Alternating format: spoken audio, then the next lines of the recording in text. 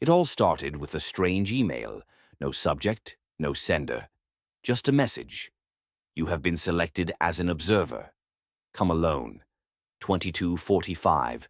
Do not speak. Do not interfere. Do not look away.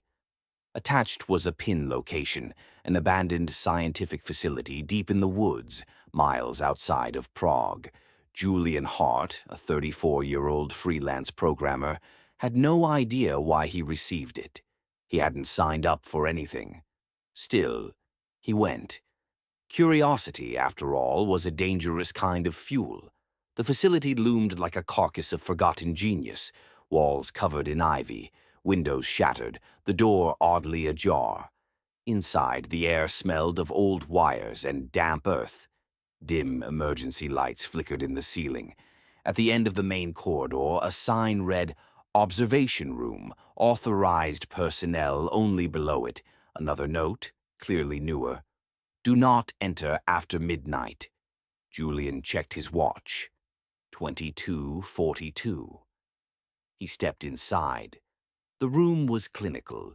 A single wide glass panel separated him from what looked like another chamber, a white, empty cube with a single chair bolted to the floor. Above the chair, a dangling light, the kind you'd see in interrogation rooms, except the bulb didn't glow. It pulsed, like a heartbeat, a soft click. A voice crackled through the old intercom. "Observation begins. Do not avert your eyes."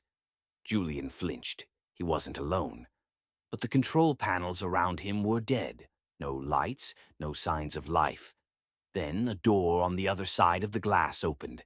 A man walked in, barefoot in a hospital gown, wrists bruised. His face looked familiar, unsettlingly so. Julian leaned closer. It was him. The man in the room was Julian Hart. Same face, same scar above the eyebrow. But his eyes, they were all black. The other Julian sat on the chair, still, breathing slowly. Then he looked up, right at the glass, right at Julian. The intercom buzzed again. "Do not react." This is not a mirror. This is a gate. Julian stumbled back. What the hell was this? Suddenly the lights flickered. The figure inside started to smile, slowly, cruelly. Julian banged on the glass. "This isn't funny," he shouted.